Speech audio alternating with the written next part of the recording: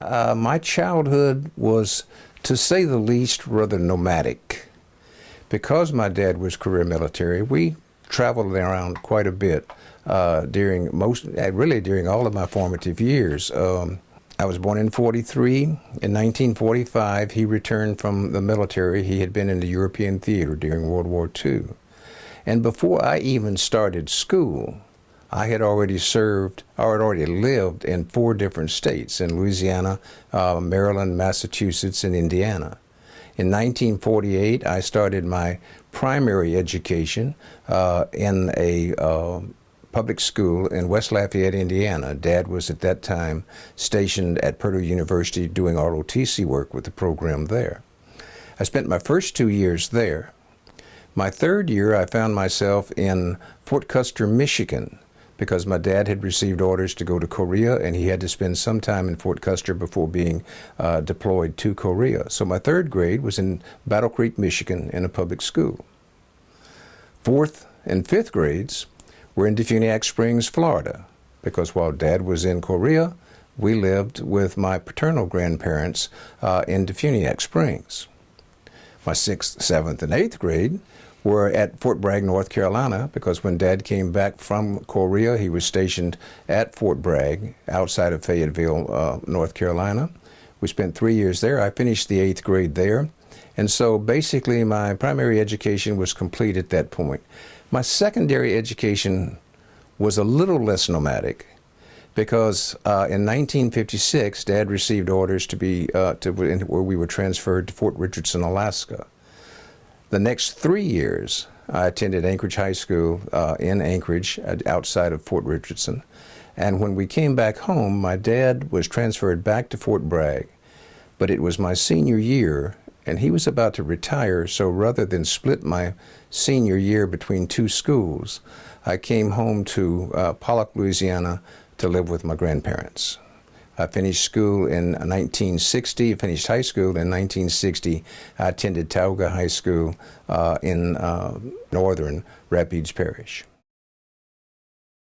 When I graduated from high school, finances were not reasonable to allow me to go to school immediately. So I worked for about a year and a half in Alexandria at a retail store there. It's always interesting, when I was hired at $40 a week, 45 hours a week. But apparently I did such a good job because in about 3 or 4 months I received a raise to $1 an hour. They cut my hours by 5, and I still got 40 hours a week, $40 a week. But I worked there for about a year and a half, and in January of 1962, I enrolled at LSU undergraduate program. As I tried to determine what my life career was going to be after graduating from high school, I was always very good in mathematics. To be honest, I always envisioned myself as an attorney. But looking at finances at that time, I could not see that on the horizon. And so I made the plans at that point to find a career that I thought that I could enjoy. I thought that I could make a living for a family, and that I thought that as time would tell, it would be something that I could accomplish things. I decided to go into engineering. There are a number of branches of engineering, and basically I settled on civil engineering because I was good in math and I liked building things.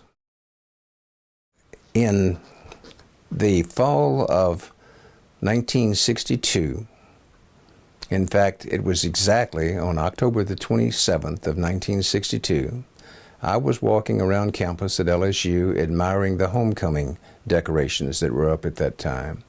And in doing so, I ran into my ex-roommate, who had been my roommate the semester before.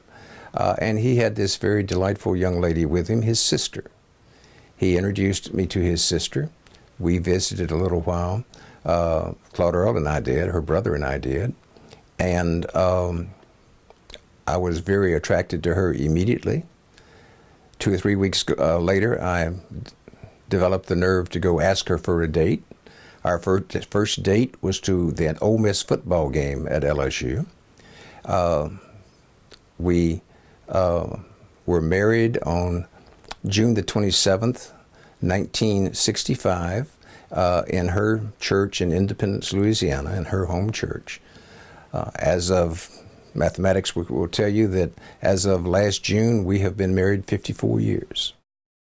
In 1966, I was about to enter my senior year, and I was visiting with some friends in engineering who had let me know that they were about to try to go to LSU, that they were talking about going to get a degree and practice patent law, to combine their engineering and combine the law in that sort of a career. Sounded like a good idea to me at the time. I had only been married for a short period of time. My wife and I sat down and talked about it, and we decided that if we were going to do this, it had to be now or never. I had never met a lawyer in my life before I went to law school. It was just one of those things that in my mind, it's something that I wanted to do. I was in the ROTC program at LSU, and that always brought memories back of being raised on a military base with the discipline and the music and the marching and things that I really liked, I really enjoyed about the military. But I really didn't have a desire to make it a career. And what I wound up doing is I wound up in the United States Army Reserve. I spent 6 years in the Reserve, and was granted an honorable discharge at the end of that 6-year period. The interesting thing, and it's much too complicated to explain here, is that I have both an honorable discharge from the United States Army and an honorable discharge from the United States Air Force. So yes, I did serve my military obligation. The firm that I went to work for in the spring of 1970 was a firm known as Long, Sleeth, and Hughes. The Long in that firm was Speedy O. Long, who at that time was the congressman for the 8th District of Louisiana, and he was really, honestly, in the early days, never there because he was in Washington. The second, the Sleeth, was Lewis Ray Sleeth, who was the district attorney in LaSalle Parish, and of course, he was very busy in those obligations, and he was not practicing law very much, not practicing civil law anyway. The third name was Edwin R. Hughes, who was the only civil practitioner. He basically had his hands full, and he was not inclined to have a lot of time to help a struggling new young lawyer fresh out of law school. So my early days in that firm were learning by the seat of my pants. Within a year of me joining the firm, Lewis Sleeth resigned as district attorney and was appointed district judge by then Governor John McKithen. A new firm was formed. It was Long, Hughes, Ryland, and Peters. So within a year of graduation from law school, I became a junior partner in a law firm. But that wasn't too great either, because within a year of that formation, Speedy O. Long and the new partner, Rhett Ryland, both announced that they were running for district attorney. Edwin R. Hughes announced that he was running for judge. That does not make for a continuity in a law firm when 3 of the 4 members are running for office and 2 are running against one another. And from 1974 until 1978, I was assistant district attorney here in LaSalle Parish. In addition to that, I served as city attorney for 7 or 8 municipalities over those years.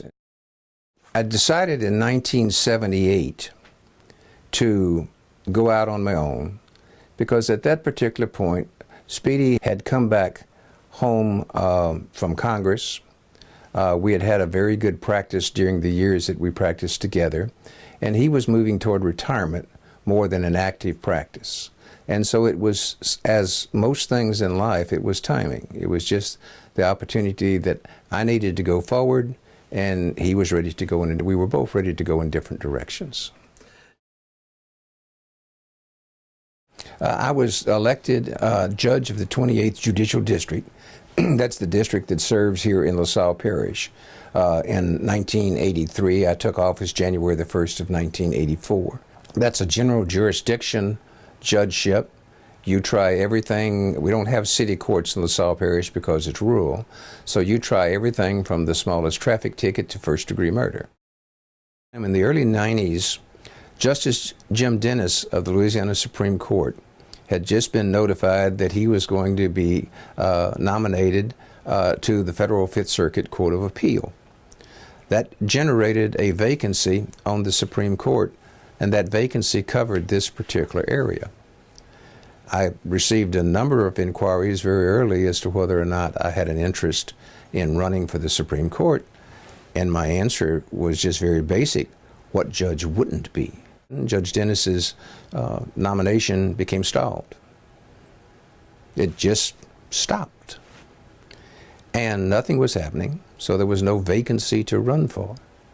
And then in the interim, we received notice that Judge Jimmie Stoker of the Third Circuit Court of Appeal was going to, had announced that he was going to retire. To be honest, the political setup of a race for the Third Circuit versus a race for the Supreme Court was much better suited for me.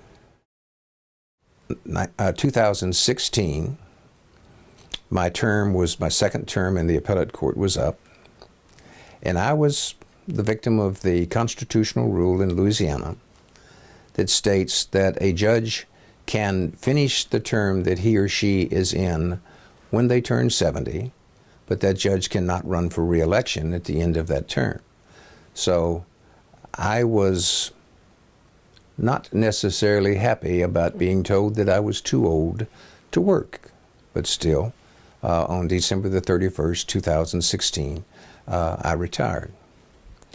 Shortly thereafter, Justice Marcus Clark of the Supreme Court called and asked if I would be interested in doing some ad hoc or pro tem work across his judicial district.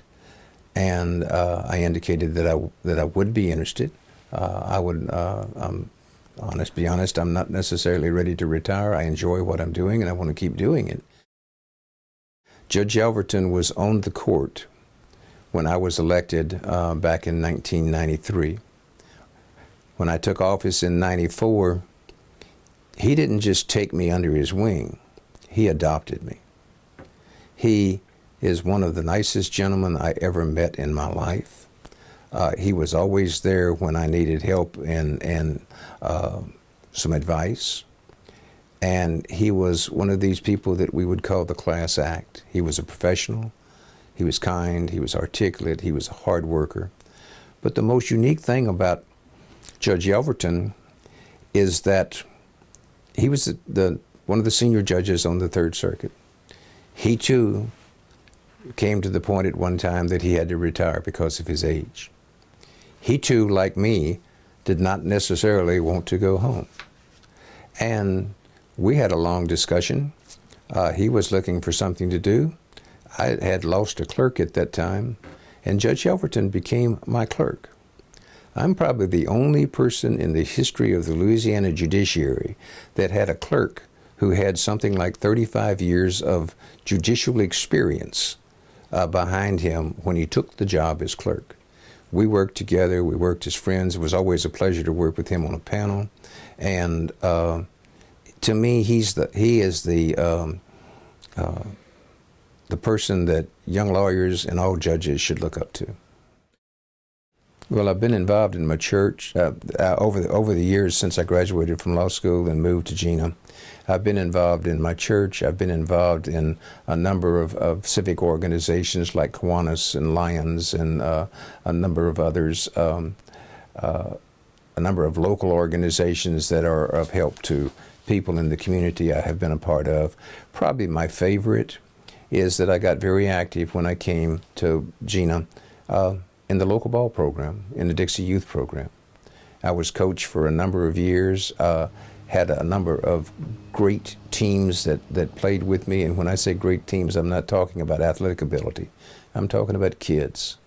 They were just fine, wonderful, outstanding kids and have grown up to be wonderful, fine, outstanding adults. When someone asks me the question of how I want to be remembered, as a lawyer, I don't think it can be said much better than what St. Thomas More said, how St. Thomas More said it. And I'm lucky enough that one of my law clerks gave me a copy of St. Thomas More prayer years and years ago. And if you don't mind, I'm going to pick it up and tell you exactly how I want to be remembered. Basically, St. Thomas More said, "For the greater glory of God and the pursuit of justice," he said, "help me to be accurate in analysis, strict in study, correct in conclusion, candid with clients, honest with adversaries, able in argument, and steadfast in my faith. Sit with me in my desk and listen to me and my client. Read with me in my library and stand beside me in the court, so that today I shall not lose my soul in order to win a point." I don't think that you can improve on that when it comes to how you want to be felt within the legal profession. You want people to recognize that you did your best, that you tried to administer justice if you're a judge, you tried to help in the administration of justice if you're a lawyer, that you were honest, that you were credible, that you could be relied on, and that people could always look up and know that when you made a decision, it was a decision that you thought was correct more than anything else.